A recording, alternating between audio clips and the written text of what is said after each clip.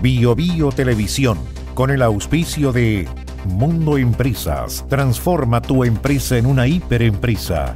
Presentan Radiograma. La Comisión Presidencial para la Paz y el Entendimiento entregó ayer su informe al presidente Gabriel Boric en una ceremonia, y esta es una propuesta con la que se pretende solucionar el conflicto en la llamada Macrozona Sur, también llamado conflicto mapuche. El mandatario se comprometió a estudiar en detalle los más de 20 puntos. Dijo, va más allá de los tiempos electorales. Esto en relación a la responsabilidad que tiene el Estado en esta materia. Este texto propone un reconocimiento constitucional de los pueblos indígenas o pueblos originarios, una ley de reparación a las víctimas de la violencia y la creación de un nuevo sistema de tierras. Son propuestas que siguen dividiendo a la oposición. Vamos a revisar la información. Estamos con Francisco Gutiérrez. Hola Francisco, buenos días. Hola, ¿cómo están? Muy buenos días. 22 meses, prórroga de por medio, tuvieron que pasar para que finalmente llegara el día en que la Comisión para la Paz y el Entendimiento entregara las 118 páginas del documento con propuestas al presidente Gabriel Boric. La instancia, recordemos, tenía como misión consolidar una solución a largo plazo al conflicto territorial en las regiones del Biobío, la Araucanía, los ríos y los lagos. Llegó a su fin el pasado 30 de abril al cumplir su mandato, día en el que se aprobó con 7 de 8 votos de los comisionados el informe final que finalmente se entregó ayer al mandatario. El detalle del texto dice relación con un total de 21 recomendaciones. La primera tiene que ver con el reconocimiento constitucional que establece el Estado debe reconocer a los pueblos indígenas que existen en el territorio nacional desde tiempos precolombinos, lo anterior en el marco de la unidad del Estado, garantizando también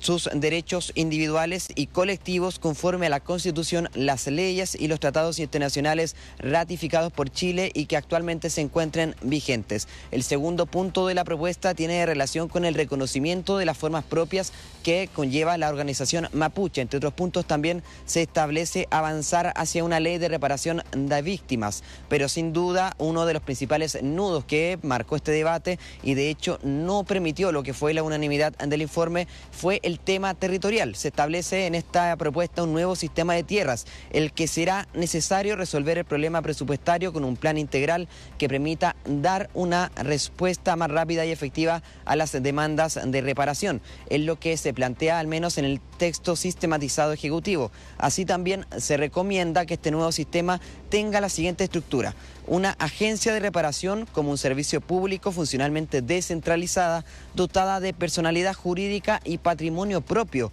sometida a la supervigilancia del nuevo organismo de alto nivel jerárquico que se cree para estos fines. Esta agencia será creada por ley y su objetivo será la administración de un sistema de reparación que contará con un mecanismo de adquisición de tierras y que evite los conflictos y que también se ajuste al derecho y no a vías de hecho. Por otro lado, también dentro de este mismo ítem se propone un sistema de financiamiento consistente, un nuevo fondo financiero para solventar lo que será el nuevo fondo de reparación, consistente en la suma de lo que gastará el Estado de mantenerse el sistema actual de entrega de tierras. En el texto se lee en esta materia que, de acuerdo con el diagnóstico de tierras realizado, este fondo tendrá un valor en torno a los 4.000 millones de dólares, creándose por ley según lo establecido en estas mismas recomendaciones. Así, el fondo financiero pondrá los recursos pertinentes a disposición de lo que será esta agencia de reparación para que ésta pueda cumplir con los objetivos propios de su competencia.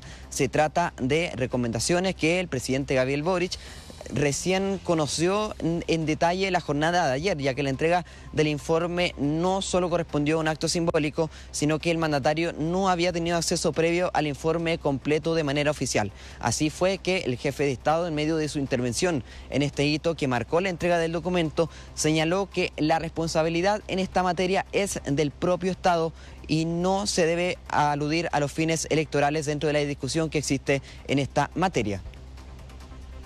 No hay una declaración, una mera declaración de buenas intenciones ni un diagnóstico que ya conocemos. Hay propuestas de solución y, como bien decían quienes me antecedieron en la palabra, hoy día se nos traspasa una responsabilidad a quienes conducimos el Estado, más allá de los tiempos electorales. Lo responsable hoy es, por lo tanto, estudiar el trabajo de la Comisión y sus recomendaciones.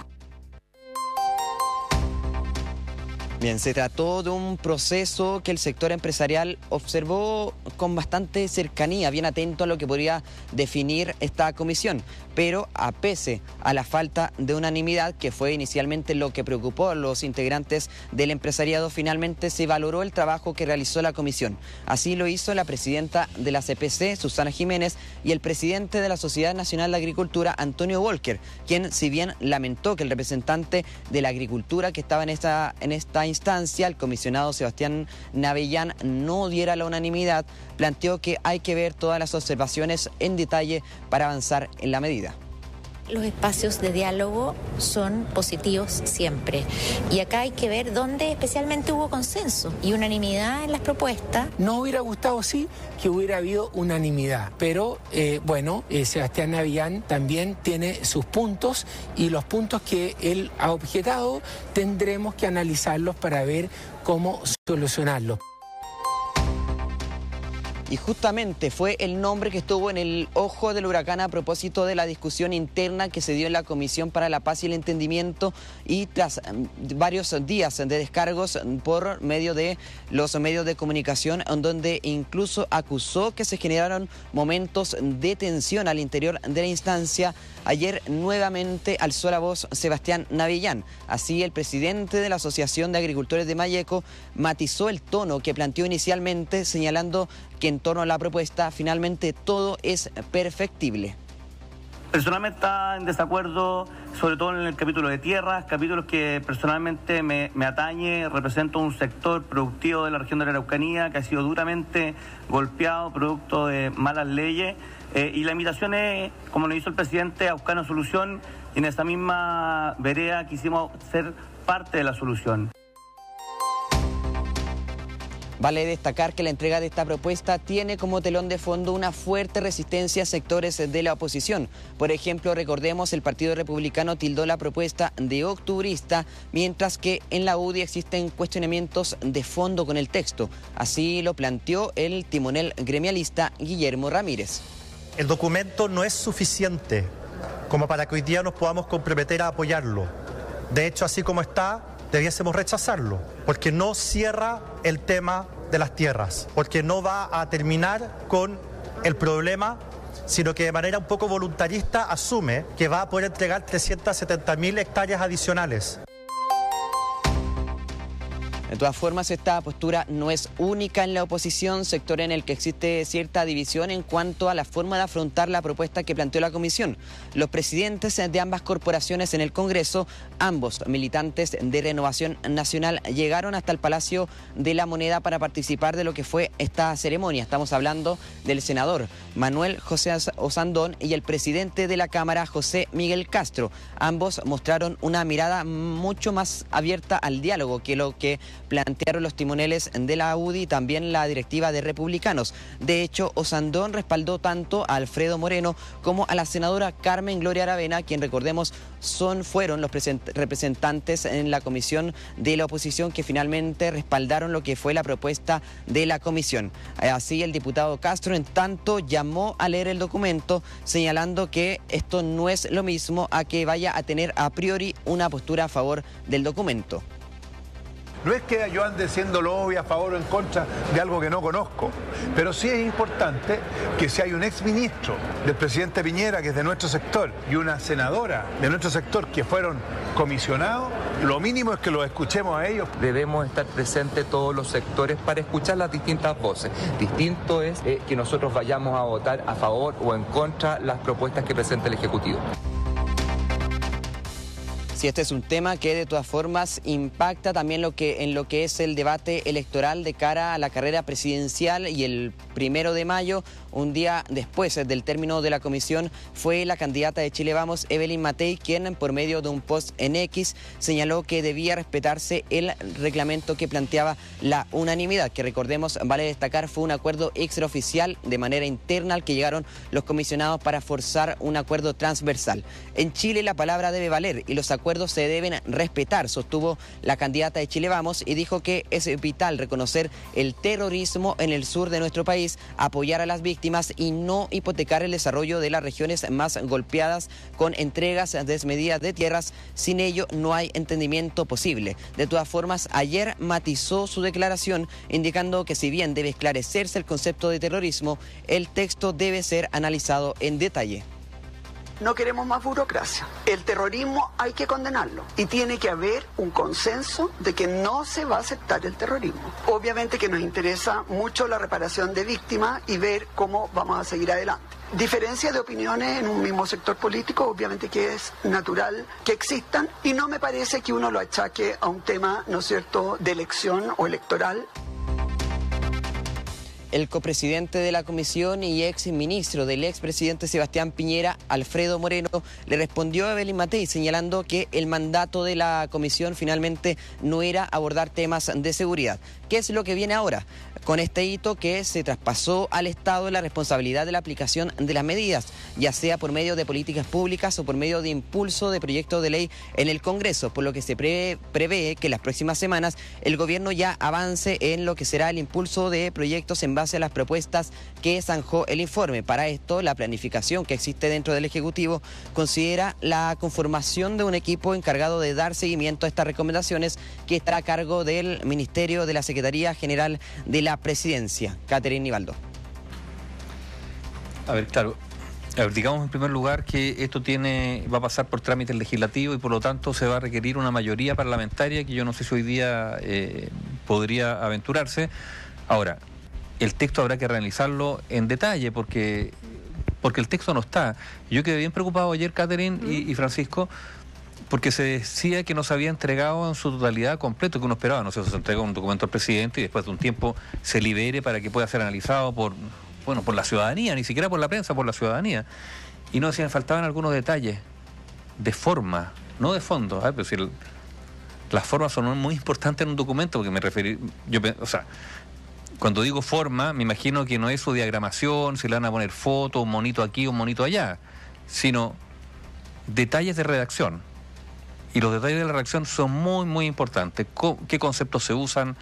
Entonces, yo creo que hay que esperar que se libere íntegramente el documento para ver esos detalles de forma, pero también hay que decir que esto va a requerir mucho, mucho trabajo. O sea, lo que a la comisión le costó trabajar, alcanzar este acuerdo.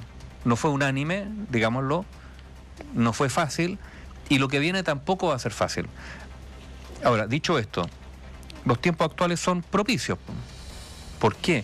Porque hace algunos años atrás, particularmente, yo diría, desde el estallido hacia acá, la validación, después del estallido, porque durante el estallido y buen tiempo después del estallido hubo una validación por parte de muchos sectores de la violencia política como un instrumento político.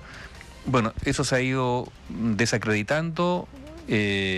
No digo que no haya respaldo todavía de aquello en algunos sectores, sí, pero menos que antes, y por lo tanto parte este documento a partir de un consenso respecto a que la violencia política no es un instrumento válido en democracia. Eso en sectores de la actual administración hace algunos años atrás no era así considerado, y por lo tanto yo creo que hay un margen más amplio para construir un intento de solución política, dejando de lado eso que ya generaba mucha complicación. O sea, hay un piso que podría ser más amplio para ese acuerdo político, porque la solución, obviamente, lo hemos dicho aquí, tantos años, la solución es política, y los instrumentos pueden ser efectivamente algo, reparación. Ahora ha pasado algo que muchos no quieren señalar. La validación de la violencia política por algunos sectores, ¿qué es lo que hizo? Que hoy día haya que reparar a más personas. ¿Por qué? Porque hoy día entre las víctimas también hay muchas personas víctimas de la violencia política en la macrozona sur, que no son mapuches, muchos, y habrá que incorporarlos también a una solución, porque también ellos han sido víctimas. O sea, se amplió el problema, pero por otro lado hay yo creo un consenso en torno a dejar fuera la violencia, habrá algún tipo de reparación, se está hablando también de lo que esto puede significar en costo y lo de siempre, que es la entrega de tierra. Ahora, instancias como esta no es una novedad, ¿no? Se ha intentado desde los 90 por lo menos, claro, Esto pensando después de la dictadura, sí, porque antes también hubo otro tipo de intenciones, pero después de la dictadura, desde 1990, que se han intentado superar este conflicto, por lo menos en 5 instancias más o menos, y en el tiempo, obviamente, como decía Aníbaldo, el conflicto es cada vez más agudo. La zona de la que estamos hablando está en un estado de excepción constitucional, distinta a la que nos desenvolvemos los que no estamos en esas zonas, en esas 2 regiones de esas zonas del país. Está con sus polos todavía más alejados uno de los otros, y sobre ese punto va mi pregunta, Francisco. Hay acusaciones, y tú nos contabas ahí en tu informe, críticas, ¿no?, respecto de que gran parte de este informe, de lo que se conoce, no del informe, está relacionado a lo que ya se rechazó en el primer proyecto de constitución, en el apruebo y el rechazo, que muchos dicen que eso ya se rechazó y que esta es una insistencia que podría terminar mal, esencialmente. Sí, respecto a eso, lo que al menos al interior de la comisión señalan los propios comisionados que fueron en representación de la derecha es que este texto no tiene nada de octubrista, descartando lo que fueron los planteamientos que emanaron desde el Partido Republicano en cuanto a propuestas que vendrían del primer proceso constitucional. De hecho, lo dijo Alfredo Moreno, que él señaló que fue férreo defensor de no incluir, por ejemplo, en ese momento, cuando se discutía el proceso constitucional, ese tipo de medidas, y que fue algo que se respetó en este trabajo que realizó finalmente la comisión. Lo cierto es que tanto del comisionado Alfredo Moreno como la senadora Carmen Gloria Aravena existe, según han planteado ellos, cierta decepción con la posición que ha tomado gran parte de la derecha en torno a este acuerdo, y por lo mismo se reconoce que el piso político será el principal desafío que al final deberá afrontar las propuestas que están contenidas en este informe. Y respecto a una de las principales dudas que existía con el informe final era ayer qué pasaba con el documento del informe final, con las 118 páginas que finalmente se entregaron al presidente. En horas de la tarde, finalmente ayer fue subido a la página web de la Comisión para la Paz y Entendimiento el detalle del informe final. Esto ya está arriba y puede ser revisado públicamente por quien quiera realizar el ejercicio de leer las 118 páginas y las propuestas en detalle de lo que ya está, de lo que ya tiene este informe. Oye, y lo otro es, bueno, escuchábamos varias voces políticas que tú nos mostrabas, Francisco, respecto de, por un lado, lo esencial que es el tema, pero por otro, el que corre independiente de los tiempos electorales, y eso es prácticamente imposible. No estamos en un año electoral, hemos pasado por una carrera electoral de los últimos 4 años, es verdad, pero este es mucho más relevante. Elegimos parlamentarios, elegimos presidente a fines de este año, y por lo tanto también va a ser un tema de la campaña, particularmente por lo que decíamos, porque implica proyectos de ley y una implementación de esos proyectos de ley que corresponden a las próximas administraciones. Ojalá una, pero quizás porque además hay un camino, no sé si la palabra es estrecho, pero efectivamente la Convención Constitucional que tomó este tema e hizo propuestas que fueron rechazadas, marcan también un límite. O sea, aquí hubo una expresión de la voluntad popular que dijo, estas cosas no. No estoy diciendo que se esté proponiendo aquello, pero hay que tener claro que en ese límite también algunas de estos proyectos discurren. Transitan por ahí. Sí, hay un tema con el reconocimiento constitucional, claro, que habla como de una suerte de autogobierno que suena raro para algunas personas. Sí. Y porque además, digámoslo, el pueblo mapuche nunca ha tenido un gobierno. No, pues si no se ponen de acuerdo. Entonces, claro. Quienes hablan de un autogobierno mapuche tienen que reconocer también la historia. Algunos dicen que una de los mecanismos en virtud del cual el pueblo mapuche subsistió fue que nunca tuvo un poder central, nunca reconoció un liderazgo. Cada comunidad, conformada además en torno a clanes familiares, tenía plena autonomía, y de hecho peleaban permanentemente entre ellos. A ver, eso es lo otro. Entonces, ¿quiénes son los que están representados? ¿A quiénes representan? Porque ninguno de los liderazgos actuales o que existieron puede decir que ellos representaban a todo el pueblo mapuche, porque nunca así fue reconocido. ¿Por qué? Porque hay mucho celo de las comunidades de ser autónomas respecto de otras, incluso por rencillas que vienen desde hace mucho, mucho tiempo. Yo siempre cuento lo mismo, pero lo voy a repetir. Después de la guerra por la independencia, hubo un periodo donde todavía quedaban remanentes españoles en el sur de Chile. y hubo un periodo que se denominó la guerra a muerte. ¿Y por qué? Porque las batallas entre esos remanentes realistas y las tropas ya chilenas eran sin prisioneros. Los que se rendían eran ejecutados, eran pasados por la arma. La guerra a muerte. Hay un libro de Benjamín Vicuña Maquena que es bien recomendable al respecto. ¿Cómo eran estas batallas? Y así están descritas. Peleaban unos cuantos españoles por acá, chilenos por acá, y en este bando de aquí, no sé, 200, 300 mapuches, en el otro 300 mapuches. O sea, las luchas intestinas entre los clanes mapuches también se vieron reflejadas de cómo se inclinaban por otro sector, no porque fueran realistas, no, sino porque todavía no había muchas disputas entre ellos. Ahora, algunos dicen, este fue el mérito además, el reconocimiento de estas autonomías locales les permitió no ser sometidos porque nunca hubo un inca que fuese sometido y una estructura de poder vertical que incumbía, digamos, a todas las comunidades.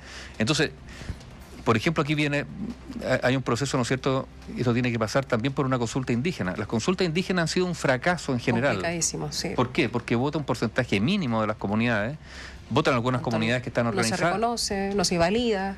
Pero la mayoría, y además, como la mayoría no vota, tú dices, bueno, ¿qué validez tiene esa consulta? Si de tantas comunidades o de ciudadanos de origen mapuche no vota una minoría. O sea, son problemas que habrá que superar. Yo creo que esto necesita, por lo tanto, mucho más diálogo, incorporar a más gente, sobre todo en la macrozona sur, e insisto, gente de todos los sectores, también víctimas de la violencia, etcétera, etcétera, y ver si el Parlamento tiene capacidad de... Claro, los tiempos electorales, tú decías, son bien complicados para esto. Bueno, pero habrá que ver si este Parlamento o el que viene se pone esta mochila al hombro. El compromiso, Francisco, del Ejecutivo, nosotros lo escuchábamos ayer en directo con el presidente, es revisar el documento y luego de eso hacer las propuestas. Entendemos que eso debiera ser después de su viaje a China, porque es lo que está por hacer próximamente. Sí, de hecho, por lo mismo es que se conforma este equipo encargado de hacer seguimiento a lo que serán las propuestas para impulsar el seguimiento que estarán a cargo de la ministra Sexpress Macarena Lobos para ya plasmar lo que será en el papel cosas relacionadas a esta propuesta, al documento que finalmente entregó la comisión. Y también, retomando un poco lo que decían en el tema electoral, de todas formas es algo que se reconoce en Palacio, podría incidir en esta discusión y por lo mismo el tono que esperan mantener a propósito de las intervenciones en esta materia es un poco más de cuidar las declaraciones para así evitar tensiones innecesarias que podrían también dificultar aún más el piso político que podría tener las diferentes medidas que impulsen desde el Palacio de la Moneda. Sin considerar además cuánto cuesta esto, de dónde van a ser los recursos, porque se habla de 4.000 millones de dólares, que no es poco, que de algún lado tendrán que salir. Bueno, gracias, Francisco. Buen día. Gracias, Francisco. Bio Bio Televisión, con el auspicio de Mundo Empresas, transforma tu empresa en una hiperempresa. Presentaron Radiograma.